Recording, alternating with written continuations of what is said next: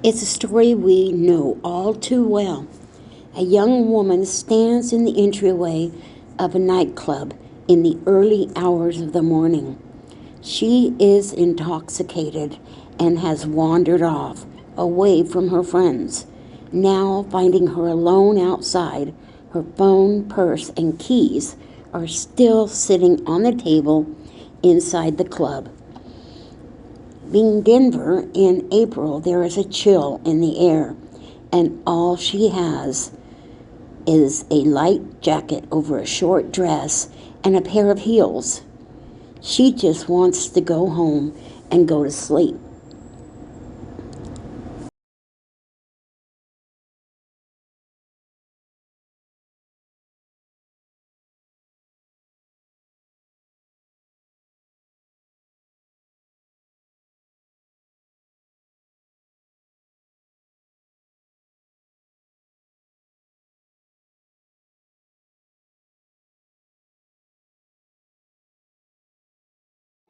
Meet Kenia Mongue, a 19-year-old woman originally from Honduras. Kenia emigrated to the United States at 12 years old to join her mother, who had left Honduras, to build a better life and create more opportunities in America. Kenia's mother, Maria, had married a man named Tony, and when Kenia arrived, she immediately embraced Tony as a member of the family and began to refer to him as Dad. And Tony was a kind and loving man who quickly became the father figure that Kenia had never had. When Kenia arrived in America, she spoke very little English, but she was smart and an outgoing girl, which allowed Kenia to pick up the language quickly, and she became known as someone who could make friends easily due to her kind, warm, and caring nature. As time went on, Kenia grew into a fun-loving teenager who enjoyed a very active social life, but was similarly comfortable at home surrounded by her family. The family lived in Aurora, Colorado, which is located just east of Denver. Despite Aurora's relatively small population of just 380,000 residents, it is known as the Gateway to the Rockies, given its location at the foot of the Front Range. After graduating high school, Kenia began studying broadcasting at a local college where she quickly excelled. She had a natural talent for public speaking and a confident personality that made her a natural fit for a broadcasting role.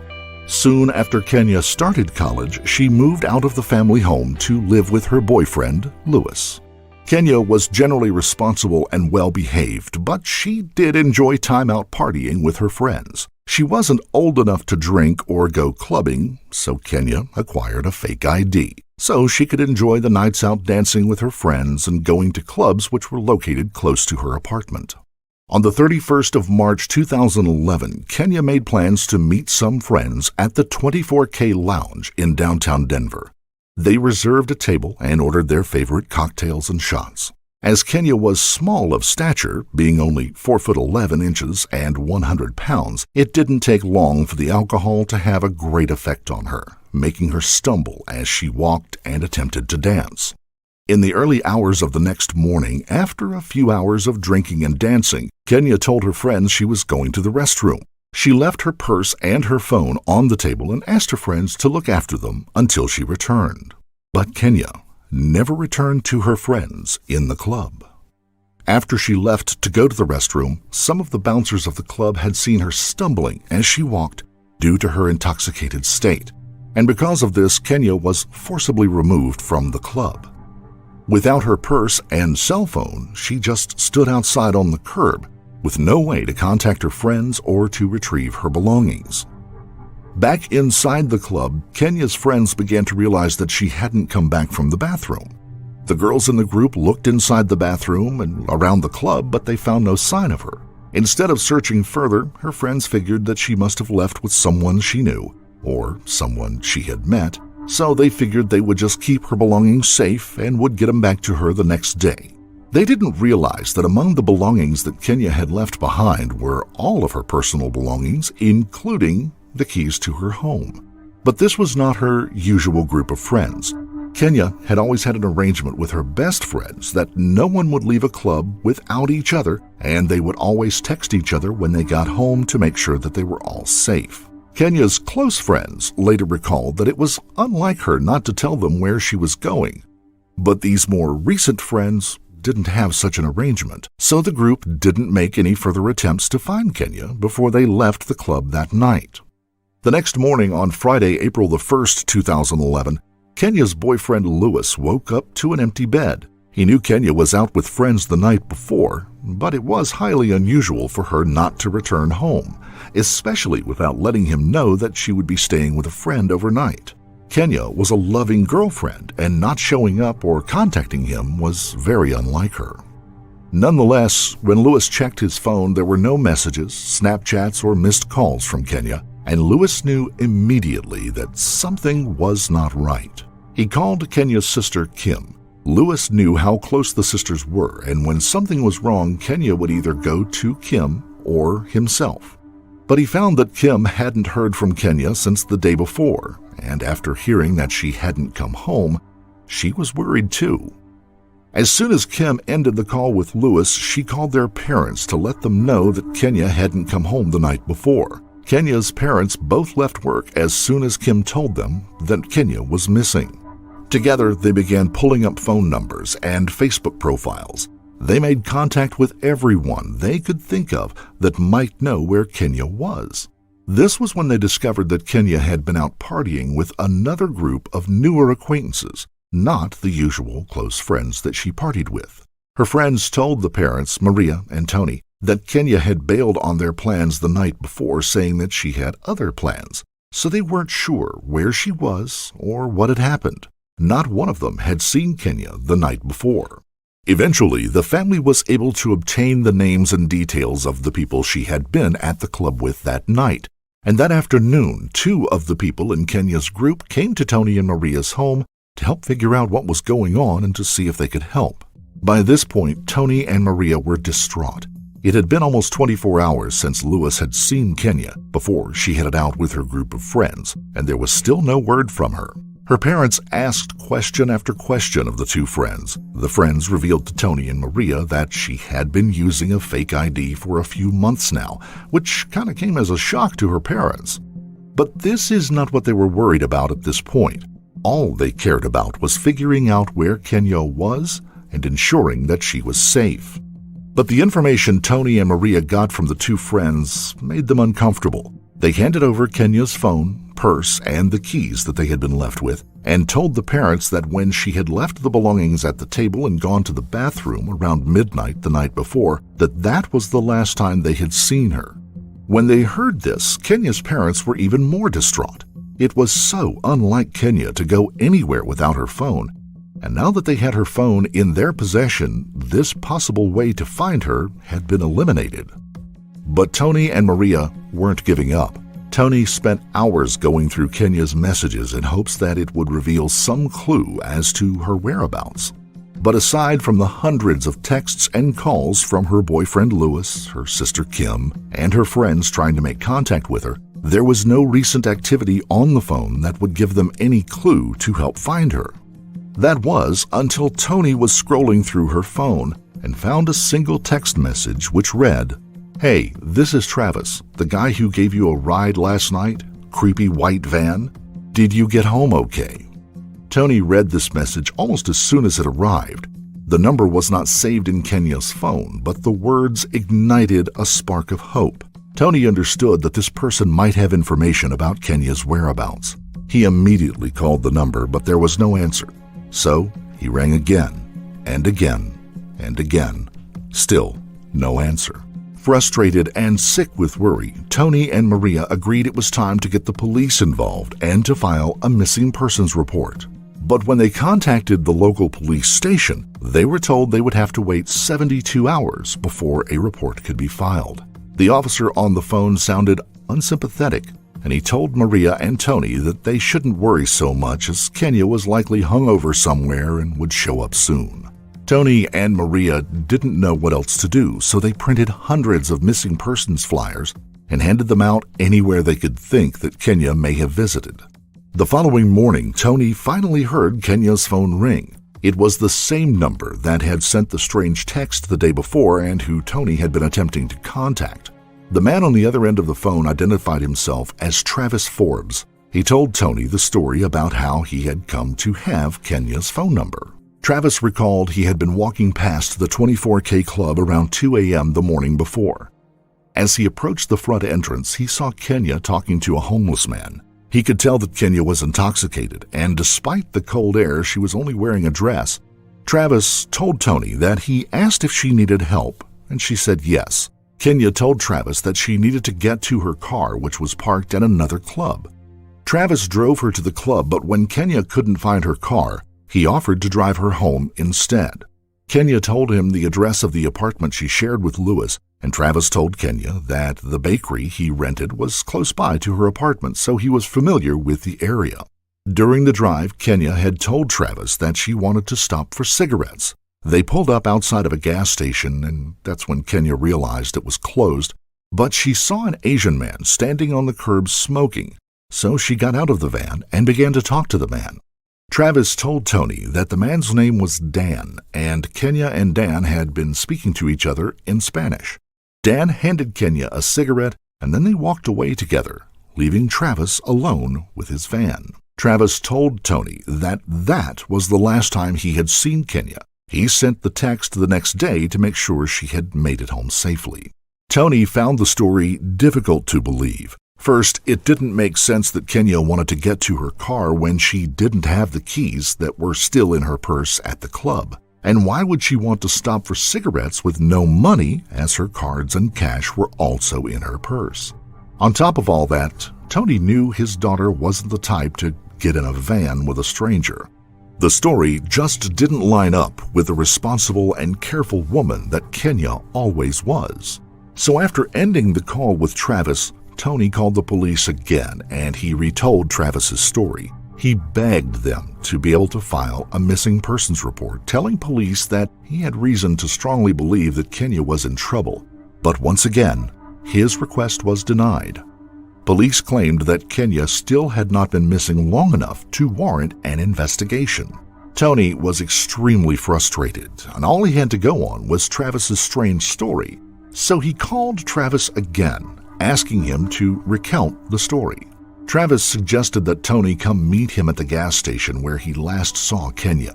Tony jumped at the chance to meet Travis, believing he might be coming face to face with the person responsible for his daughter's disappearance. So he agreed to meet Travis at the gas station, but he brought along his 9mm handgun and told his wife Maria where he was going. Maria was worried for Tony's safety and begged him not to go. She thought not only could the stranger be a psycho, but the whole situation was emotionally charged, and she was worried that Tony might do something that he would later regret.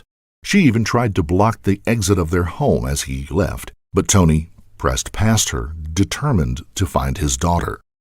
As soon as he left the driveway, Maria called the police again. She told them the situation and that Tony had taken a gun to meet with Travis.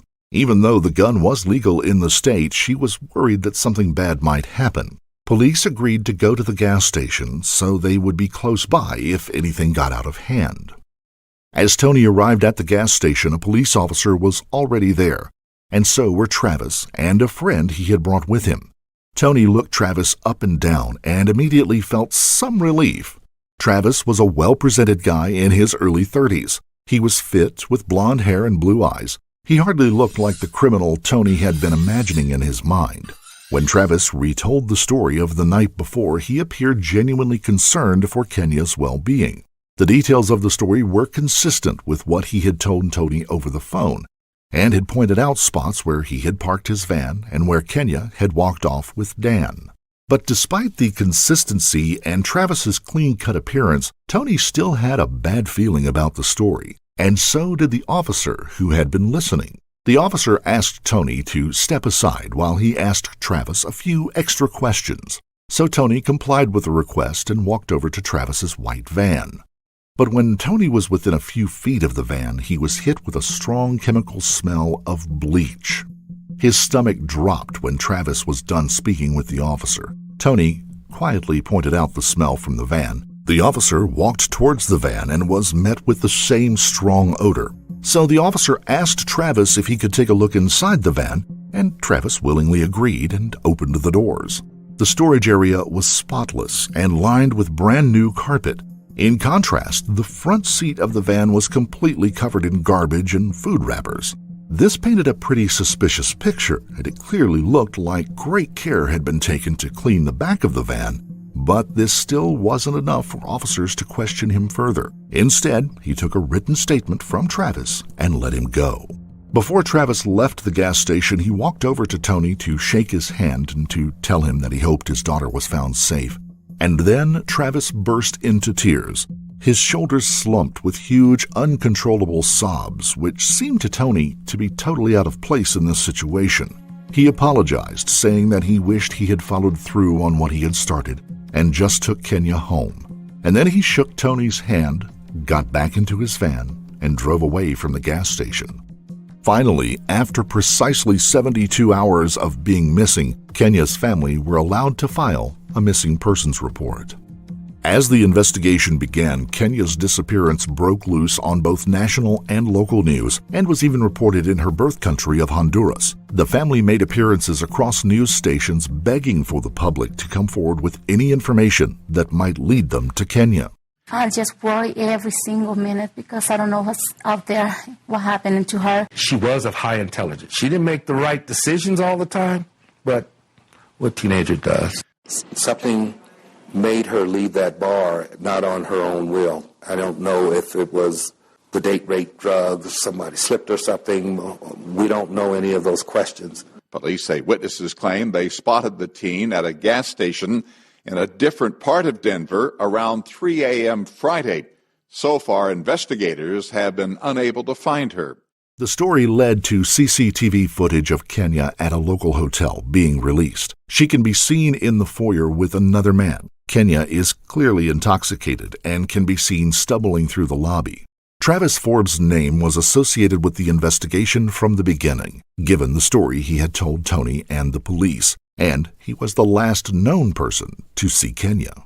At the time of Kenia's disappearance, Travis was the maker of a brand of gluten-free granola bars. His kitchen was a small rented space located in the rear of another local bakery. On April 5, 2011, the owner of the bakery where Travis rented space came forward to police with CCTV footage taken on the night of April the 1st, the same night Kenia had gone missing. A woman named Monica Poole was the owner of Debbie's Bakery and was upset to learn that her CCTV system had malfunctioned when she checked on it on April the 2nd. She rewound the footage to see if she could understand what happened, and the last footage that had been recorded was of Travis. As a local, she was already aware of Kenia's disappearance, which prompted her to come forward. The CCTV footage shows Travis in the back of the bakery wearing long latex gloves, the kind used for cleaning.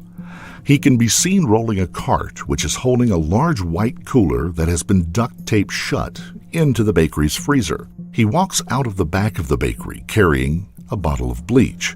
He then returns inside and switches off the CCTV cameras. On April the 6th, police would bring Travis into the station for questioning. While in custody, he tells the same story about his interaction with Kenia. He also tells police that he went to his girlfriend's house after watching Kenia leave the gas station with the homeless man named Dan. This was around 3:30 a.m., and that he left her house for work at 8:30 a.m. on the 1st of April. When police would question Travis's girlfriend, she would confirm his story. But police would soon take a closer look at Travis's story and discover some concerning inconsistencies. Reviews of Travis's phone records showed his phone had never been near his girlfriend's home the night Kenia disappeared. And Monica had already told police that she wasn't expecting Travis at the bakery on the 1st of April, which is why she was surprised to see him on the CCTV footage. Interviews with the neighbors of the bakery revealed even more disturbing clues. One neighbor had seen Travis cleaning a large white cooler in the back of his van on the afternoon of April the 2nd, while another had seen a 55-gallon barrel being burned outside of the back of the bakery on the evening of April the 1st. When Monica confronted Travis about the burning barrel, he told him that he had burned some marijuana, which had gone moldy in his cooler. He justified turning off the cameras because he didn't want to change clothes with the cameras on. When Monica gave the statement to the police, she added that Travis had scratches on his arms that day, which he claimed came from a homeless person attacking him.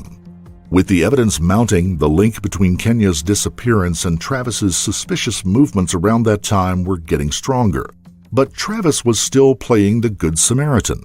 He appeared in interviews on local news stations. In those interviews, he is highly emotional and sobs and apologizes for not getting Kenia safely home that night. I'm sorry that I was indifferent, that I didn't think anything. I didn't think anything. I didn't think she was gonna disappear. I could have walked with them. I could have been like, no, I'm gonna take you home, then I could have intervened more, and not just said okay and gone home. Despite being on the top of the suspect list, there was no sign of Kenia and no indication as to whether she was alive or dead. And with no conclusive evidence, Travis was allowed to remain a free man. But even so, Travis could sense the investigation into Kenia's disappearance was beginning to implicate him strongly. So he decided to disappear. Travis stole a friend's car and drove from Colorado to Texas in an attempt to get away from the spotlight.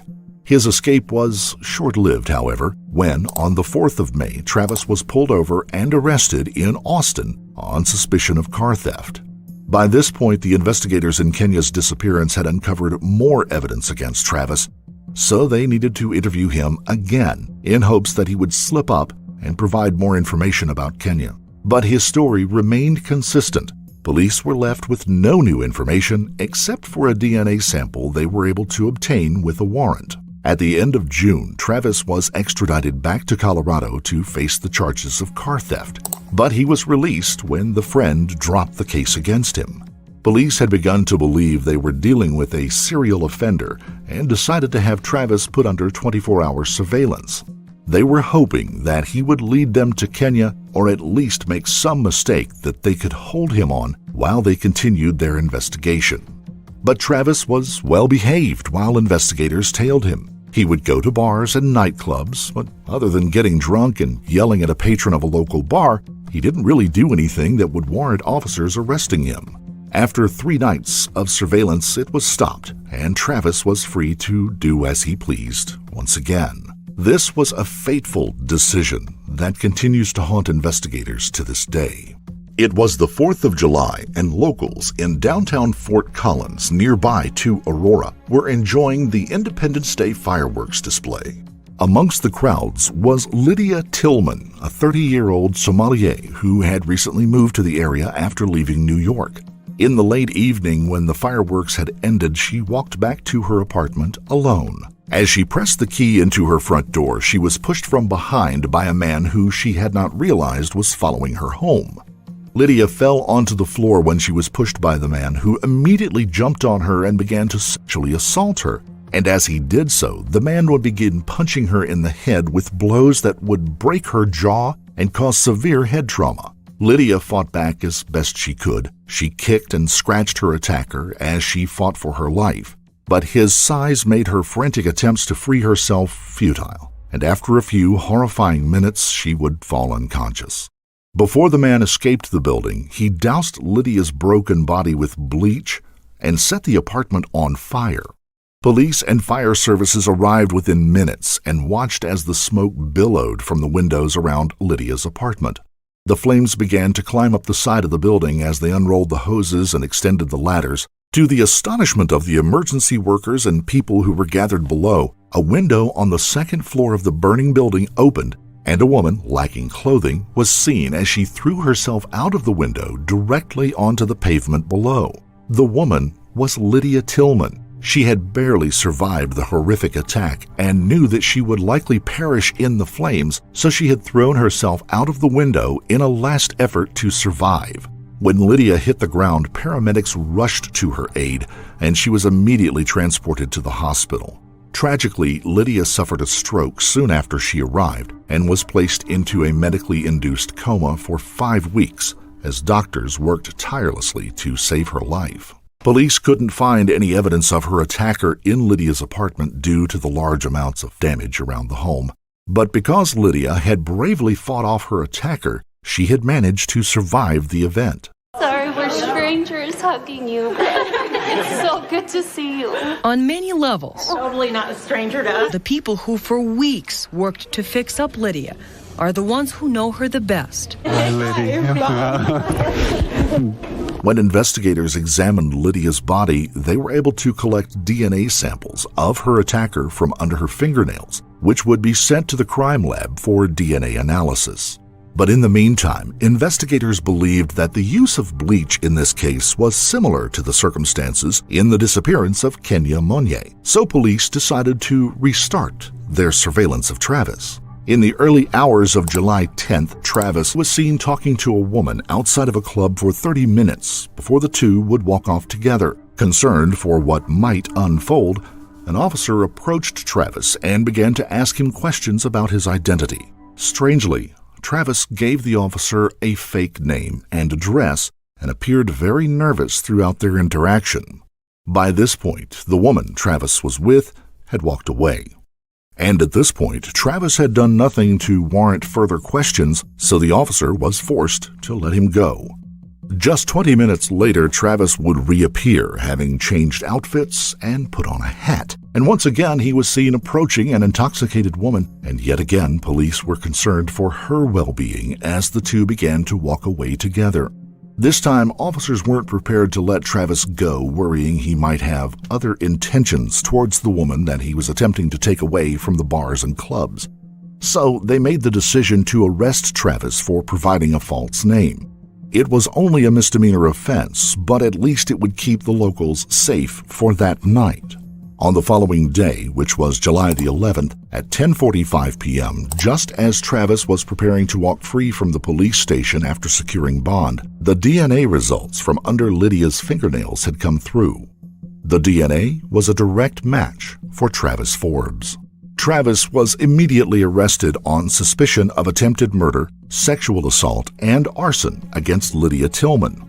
1 month later, Travis was interviewed in connection with Kenia's disappearance as well.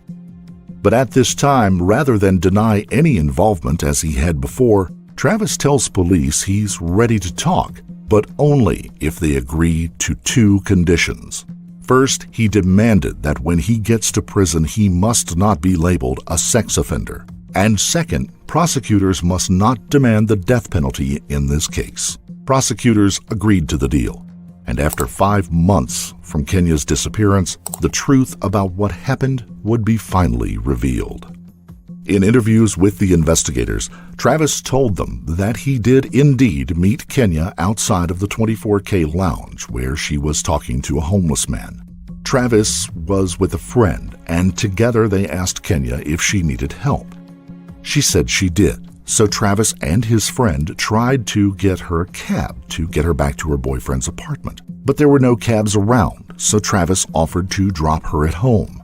He dropped his friend off first and then continued driving toward Kenia's apartment. By now, Kenia was passed out in the front seat, and Travis pulled over. He climbed on top of her and was attempting to sexually assault her. But as he did, Kenia woke up and began to fight him. In a panic, Travis strangled her to death in the front seat of his van. He stuffed her body into a cooler that he carried in the back of the van and then put the cooler in the freezer at the bakery, which was seen on the CCTV footage. I wanted to bury her either next to some water or next to some trees. Why is that? Because that's where I would like to be buried. If somebody had killed me, I would hope that they would bury me next to something nice. I just dumped me in some dumpster.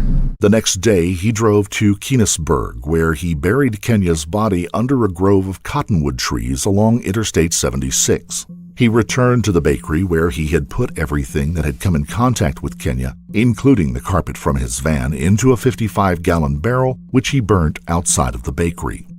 On the 26th of September 2011, Travis appeared in court to be formally advised of the charges he was facing. He entered a guilty plea to the charge of first-degree murder of Kenia Mongue and guilty to the attempted murder of Lydia Tillman. He was sentenced to life in prison without the possibility of parole for Kenia's murder, and a further 48 years were added for the attempted murder of Lydia. As stories began to be told about Kenia's horrific murder and the brutal attack on Lydia, more information came to light about Travis Forbes' extensive criminal history.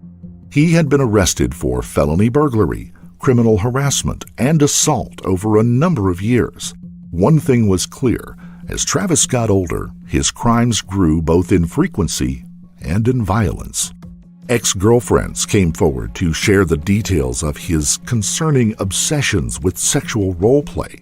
At the time of Kenia's murder, Travis was on probation for a domestic violence charge. All of this left many wondering how such a violent man was able to walk free for so long. Was it his seemingly trustworthy and clean-cut appearance that gave him the ability to blend in and prey on women so easily? Lydia will forever be a changed woman after Travis's horrific attack. After months of rehabilitation and surgery, Lydia had to relearn how to speak, walk, and drive. Go to therapy. The speech is slowed from the stroke she suffered after jumping from this second-floor apartment to get away from him, Travis Forbes. Coma. You're in a coma? Yeah. Lydia Tillman is tough. She goes to physical therapy 5 times a week. That's got to be encouraging for you to see improvement. Yeah. Better every day. She runs twice a week. 2 miles with Weather permitting. Yeah. And relies on a notebook when the words don't flow. She tells me she still only wishes peace for Forbes, but she is forever linked to the family of Kenia Mongue, the young Aurora woman killed by Forbes 3 months before Lydia was attacked, and even wears one of Kenia's rings as a symbol of that bond. Wanted me have. Yeah. There is numbness on her right side. She can only chew soft foods. I have a long road. But you can bet they are temporary restrictions. It's a very good shake. Yeah? Yeah. Obstacles to clear, as the bracelet on her wrist reminds everyone she meets. Live your days inspired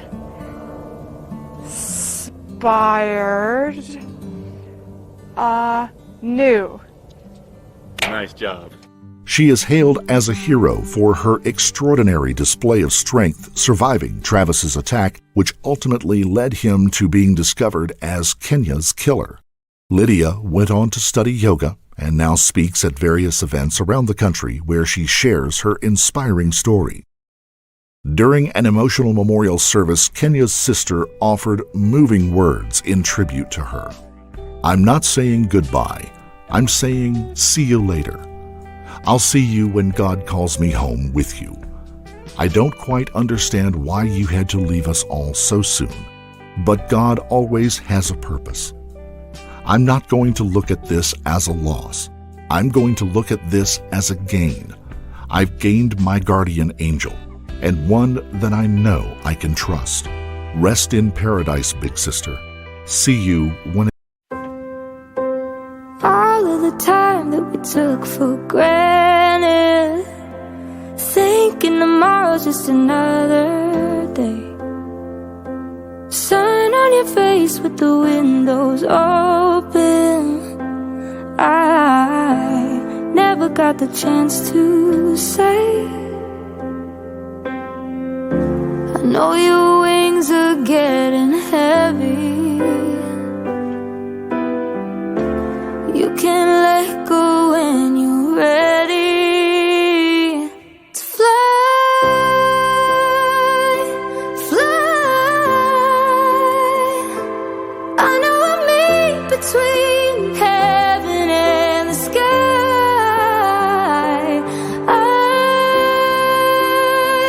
I'll try